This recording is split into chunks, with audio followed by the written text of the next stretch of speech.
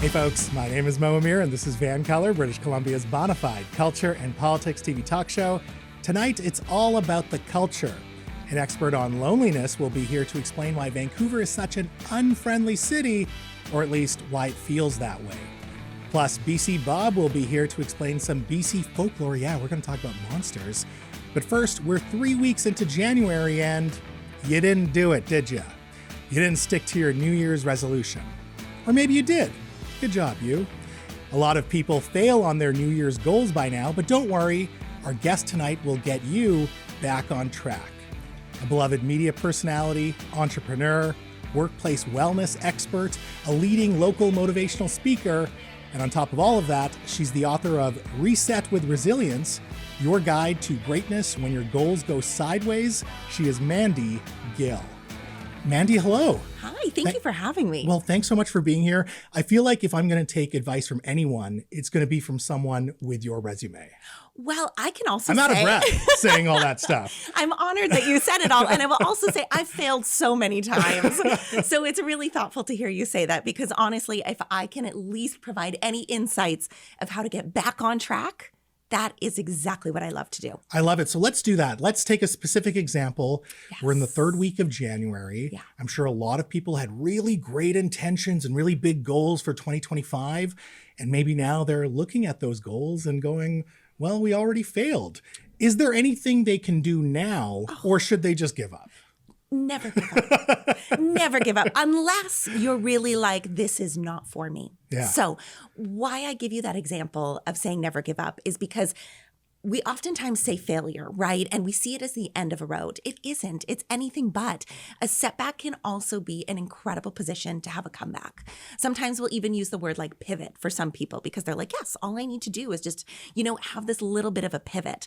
And so also I will say it's great that we're talking New Year's resolutions, but you can start this any time of year. Right. Right? Like it can be the middle of July. It can be the end of October. We don't have to have this like magical date in order to reset. Right. And that is where the title of this book came from, is Reset with Resilience. So when you ask about New Year's resolutions, specifically speaking, because yes, we are 3 weeks in, which is wonderful. Happy New Year. And this is when most people fail their resolutions. Yes. We oftentimes see, so there was an app that I came out with 2016 called Hooked on Healthy Habits. Okay. 80% of people will fail their New Year's resolutions by February 1st. Wow. When I use the word fail, I actually use it as a different abbreviation.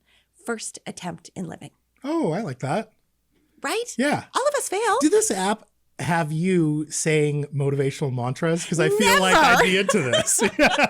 But I will do this just for you. Please, yeah. Yes. So, and it's interesting to use that, the ability to say fail. I actually will say it didn't come from me. It came from an incredible principal, believe it or not, in our local communities here in Vancouver. Oh, I'm cool. so proud to say, I'm at home, able to do this interview with you in a place that I absolutely love. And this principal had come to me and said, we see so many kids coming in and saying, I failed. And so they stopped working towards their goals. And she was the one that came to me and said, that is just meaning first attempt in living. Right. And it's something that I have seen over the years. She was one of our clients. Over the years now, it just shifts people's perspective, right? Because fail is oftentimes, it's looked at as a bad thing. But it doesn't need to be. So what are the biggest barriers that people face when trying to accomplish their goals, and how do we overcome them? Do you get distracted easily? Always. Okay. Not right now, but most times. I can tell. We've got this eye contact here. You're doing good, Mo. Distractions are one of our biggest diversions from being able to achieve our goals.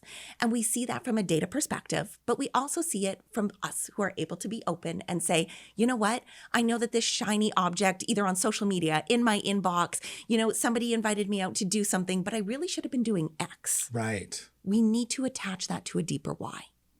We need to attach that to why are we doing this? It might not only just be for ourselves, but for also somebody else in our lives. So I will oftentimes use the phrase motivation and devotion are interchangeable. Right. Because we oftentimes devote what we're doing as a goal to somebody else other than ourselves. Okay. Interesting. To see the bigger picture. Yeah. Do you want an example of that? Please. When we look at charity events, you think of the Ride to Conquer Cancer. I can use local ones around here. you see people after they finish that week and they're like, I can't believe I biked 210 kilometers. I didn't even know this was possible for me. Right. But it's all for a bigger purpose. Yeah. That devotion to a greater goal. I'm not saying you need to do a charity event, but find something greater than yourself to invest in because you won't let them down. Interesting. One thing that I've found when I've been successful in goals is organization. Like I have to plan things in my calendar, and that's really how I achieve anything, is through being organized and focusing more on the process as opposed to the end goal. Proper planning beats poor performance every single time. Yeah. So you are spot on. And thank you for bringing that up because I can get so into the book. Sure, yeah. And truthfully, this book never would have been created without proper planning. Of course. So you It's a big nailed it to a project. T, right? Like Yeah. time blocking in your calendar, holding yourself accountable to certain, like you've got to do this during this X period of time. So you are perfectly spot on. And I'm glad to hear that is one of the tools that you're using and finding success with. Now, I feel like we're going in reverse because let's talk about the actual goal setting stage. Yes. Do you have quick tips for someone to set their goal? Let's say they're unhappy in their life or they're unhappy with a certain thing. What should they do first? The first place that I go to is figuring out what goal it is that you want to achieve. So we call this like the very much the beginning stage, right? So you're figuring out what is the goal that you want to achieve. The next thing you need to look at is how you're going to hold yourself accountable in it. And it doesn't come down to just you. You need to call out like, hey, Mo, I'm looking to achieve this goal by September. Can you help hold me accountable? Call me once a month and check in on me. This is where your motivational app with the AI voice and the mantras comes in. It is true. And if I've got your phone number, it's a very dangerous thing because I will make that phone call. All right. I appreciate that. So, yes, making sure that you've got that accountability, like you said, proper planning, all of those things. In addition to that, it is, coming at it from a lens of starting the climb, but realizing that it starts in very small steps. So not overwhelming yourself. We all have been there where we say, I'll start Monday. Yeah. The pressure to start Monday is terrible. So is the pressure to start New Year's Day. Yeah. Right? Like start right now. Start in this moment. What is one small thing that you can do right now to work towards that bigger picture? It might be at 5:00 at night, making a smart decision. I love this. You don't need to put all this pressure on yourself to have this one point in time where you start. Start right now. Great advice. I'm going to take that to heart personally. Mandy, thanks so much for your time tonight. Thank you so much for having me. Absolutely. Good luck with your goals. Folks, please make sure you pick up her book, Reset with Resilience, Your Guide to Greatness When Your Goals Go Sideways. She is, of course, Mandy Gill. Now, after a little business, we know the stereotype, but is it true? Is Vancouver really an unfriendly city? We'll talk about it up next.